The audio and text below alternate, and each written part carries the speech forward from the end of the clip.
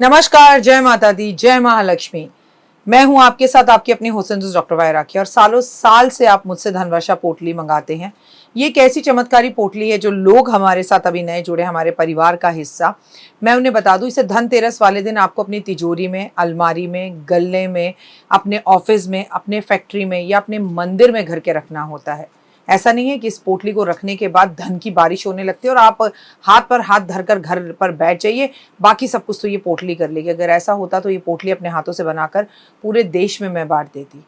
ये पोटली लक्ष्मी का साक्षात रूप है। ये तो जब आपके घर में जाएगी, आपको मिलेगी, आपके हाथ में आएगी, वो वाइब्रेशन से आप महसूस करेंगे।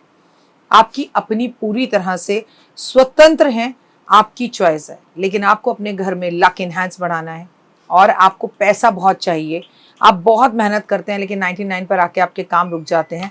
कुछ भी ऐसा है तो आपको ये धनवर्षा पोटली ज़रूर मंगानी चाहिए। अगर आपको ये धनवर्षा पोटली चाहिए तो पूजा, अनु और आरती को कॉल करें हमारे ऑफिस के नंबरों पर और तुरंत आप अपनी पोटली बुक कराएं। लेकिन जब भी आप पोटली की पेमेंट करें, पहले वीडियो कॉल कर ऑफिस, जो मेरे पीछे आपको ऑफिस दिखाई दे रहा है, ये ऑफिस या मुझे ज़रूर देखें। जब तक आप ऐसा ना करें, जब तक कहीं पर भी पेमेंट ना करें, ताकि आपकी कीमती कमाई कहीं फंस ना जाए। नंबर 1। नंबर 2, हमारे ऑफिस से कभी आपको कॉल नहीं आता, हम सीधा आपसे वीडियो के थ्रू बात करते हैं। ये पोटली रखनी कैसे है, कब रखनी है, कहाँ रखनी है, इसके लिए भी आपके पास डायरेक्टली मेरी एक वीडियो पहुँचेगी। इस तारीख पर रखिएगा, इस समय रखिएगा और आपको पूरी जानकारी दी जाएगी। तो अगर आपको ये चमत्कारी पोटली चाहिए तो तुरंत हमें कॉल करें। जय माता दी।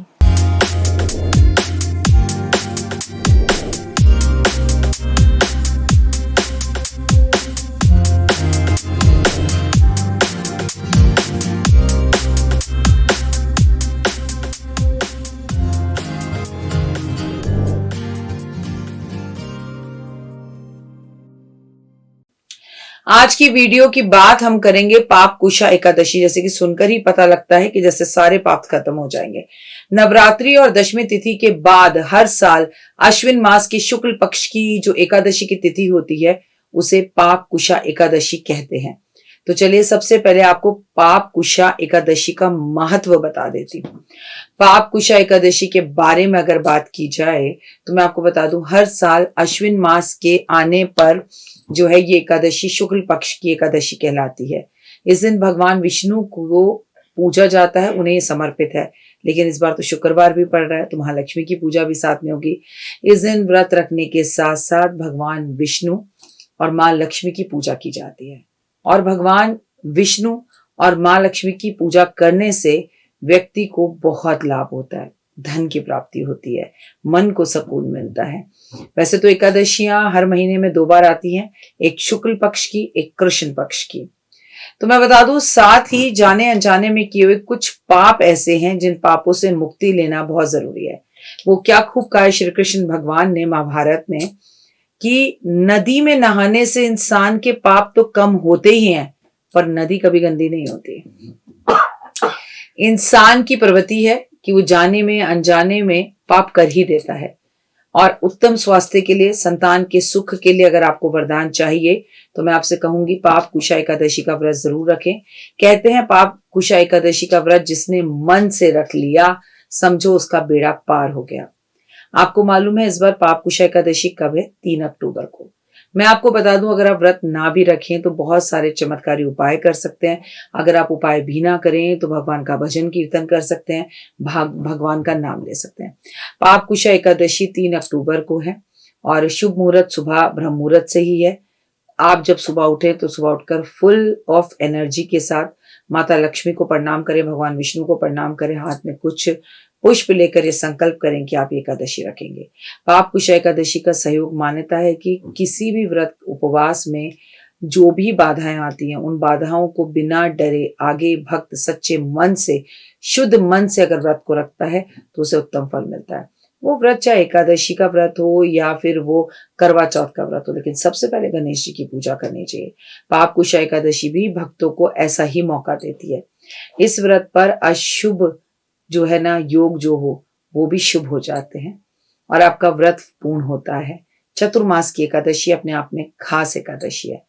पाप कुशा एकादशी पर दोपहर में पंचक रहेंगे। ये पंचक रोग पंचक हैं। इस वजह से रोग कष्ट बढ़ने की, लोगों की थोड़ी सी मतलब ऐसा रहेगा कि लोगों की तबीयत ज़्यादा खराब होगी। और देखिए वैसे भी मौसम बदलता है तो लोग बीमार होते हैं।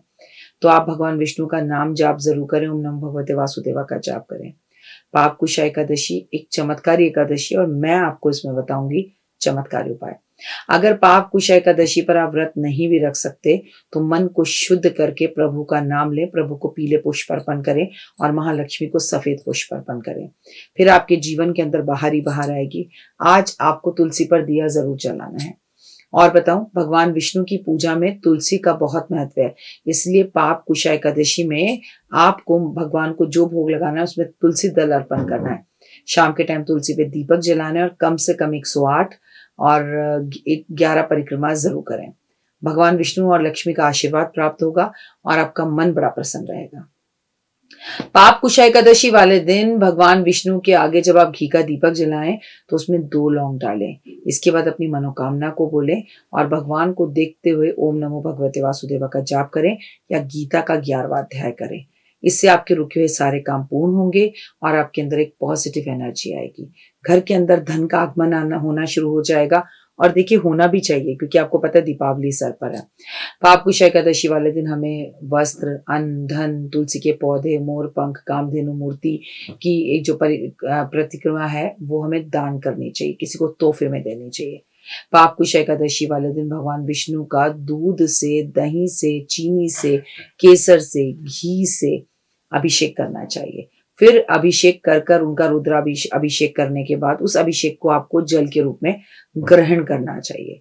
आपको इस दिन दान पुण्य करने के साथ साथ विष्णु सहस्त्र नाम का पाठ करना चाहिए। अगर किसी व्यक्ति को नौकरी नहीं मिल रही है, उसका कारोबार ही नहीं चल रहा, तो इस एकादशी वाले दिन आपको भगवान विष्णु के सामने 9 बत्ती का अखंड दिया जलाना चाहिए। अगर आपको याद हो तो मैंने भी ऐसे भी आपको चतुर्मास में 9 बत्ती का दिया जलाने को कहा है। किसी भी मंदिर में जाके चुपचाप से आधा किलो सौंफ मोटी वाली और आधा किलो मिश्री रख कर आ जानी चाहिए।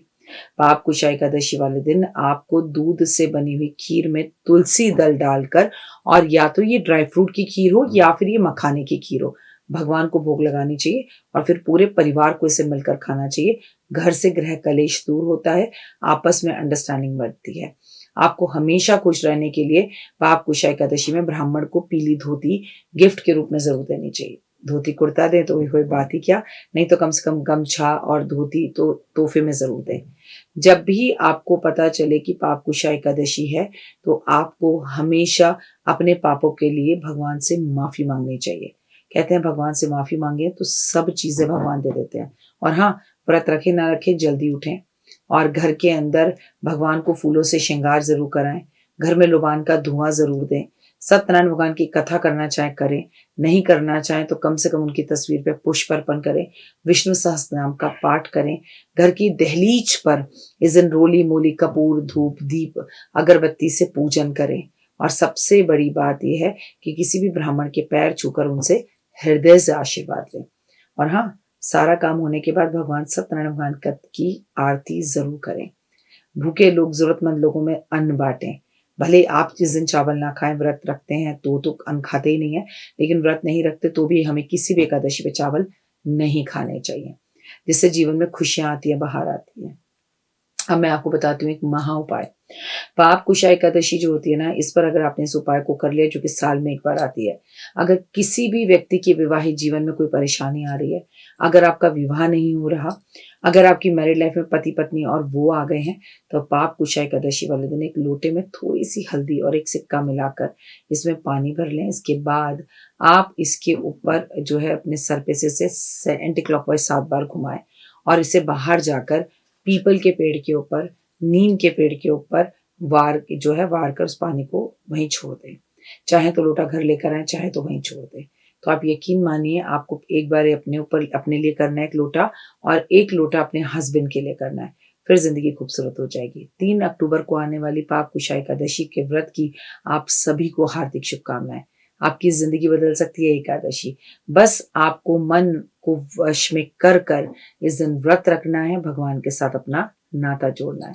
मन से जाप करिए, फिर देखिए बाके बिहारी लाल की कैसे आप पर ये कृपा होती है। ओए होए, कमेंट्स में जय माता दी लिखना मत भूलना, क्योंकि ये मेरा, आपका और माता रानी का चैनल है, तो माँ के जयकारे लगते रहने चाहिए। बोल जयकारा शेरा वालिदा, बोल साचे दरबार की जय। जीवन में है समस्या, नहीं मिल रहा तकलीफों से छुटकारा, नहीं मिल रही मनचाही नौकरी, टूट गया है विश्वास, सांस से आपकी बिल्कुल नहीं बनती और खत्म हो गई है आस, भगवान से आपका विश्वास उठ चुका है।